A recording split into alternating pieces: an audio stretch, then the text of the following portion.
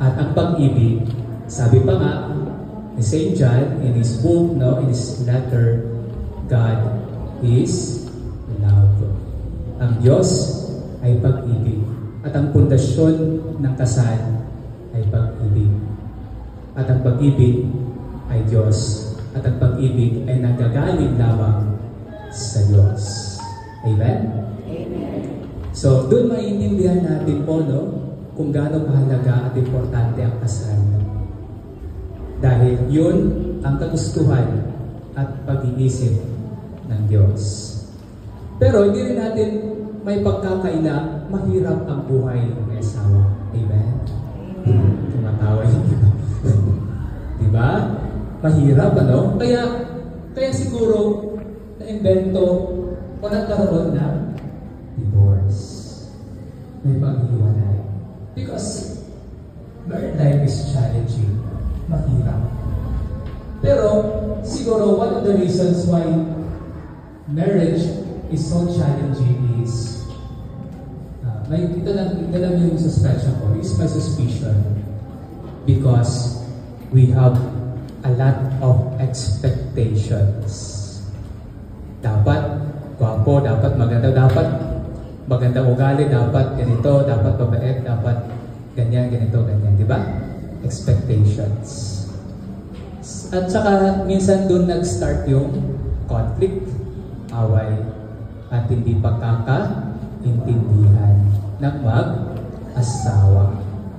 Pero pinapaalalahanan tayo ng first reading natin from the book of Genesis. Napakagandang paalala sa atin. Sabi dyan, the Lord God said, it is not good for man to be alone. In our journey, in our married life, in your married life, I'm not married, kayo lang yung mga kinasal, hindi kayo nag-iisa. Kasi nandiyan ang Diyos, siya mismo ang nagtatag ng kasal. You know what? I was wondering, asking myself while reflecting the readings, and especially the gospel that we have for this Sunday. Because ang topic is about marriage, about divorce, bawal ang divorce. At the end of the gospel, dinagdag itong about children. Sabi dito, and people were bringing children to him that he might touch them, but the disciples rebuked them, etc., etc. Then at the last part, then Jesus embraced them, blessed them, placing his hands on them. What is the connection of this? Siguro, this is my suspicion again, Ano ang pinakaunang naapektuhan kapag naghihiwalay ang mag-asawa? Ang mga anak. The children. Yung mga anak ang pinaka-kawawa kapag naghihiwalay ang mag-asawa. That is why, parang pinapaalalahanan tayo ng Diyos, Do not scandalize the children because I love them. That is why He emphasized, dito sa gospel, that He embraced them, blessed them, placed His hands on them. Amen? Amen. But brothers and sisters in Christ, as we continue with this Mass, magdasal tayo, manalangin tayo sa Panginoon, na bigyan tayo ng lakas, pag-asa, at magandang isipan, sa tuwing tayo haharap sa mga pagsubok, lalong-lalo na sa mga may asawa. Manalangin tayo sa Diyos, Huwag natin hayaan na manalo ang Diablo, who is the source and author of division, separation. Let us instead hold on to God, who is the source of unity, the source of love, and the source of, and the foundation of marriage. May Mary and all the saints pray for all of us. Please all stand. We profess our faith. Together we say, I believe. At your hands, for the praise and glory of His name, for our good and the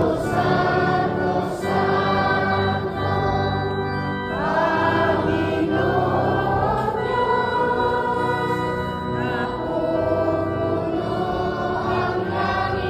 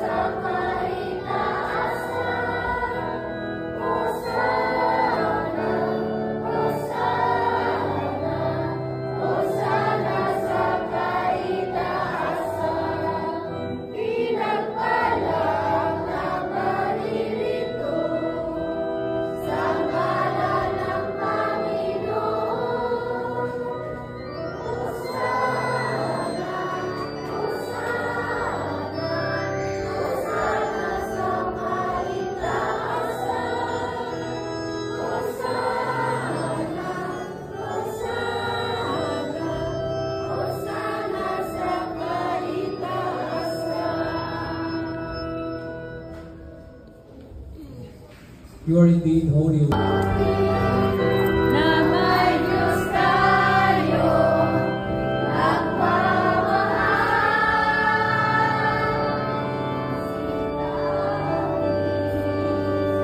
ating pagsuyo, ating ikala sa mundo, pag-ibig ni Jesus, ang siyang sumalusay, bawat puso, at pagpapasay. Ang Diyos natin, Diyos ng pag-ibig, magmahalang tayo't magtulungan.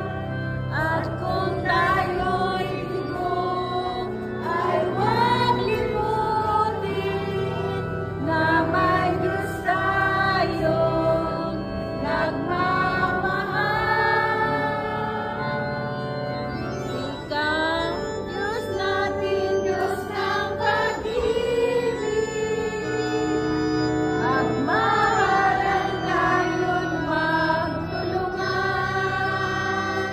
At kung tayo'y bigo, ay huwag limutin na may Diyos tayong nagmamahal.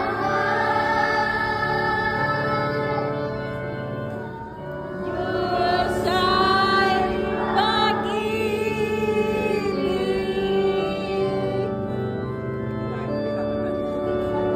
Diyos ay pag-ibig.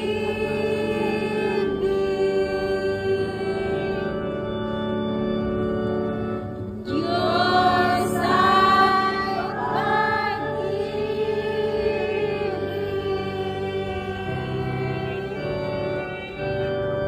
Sandali lang ang Thank you.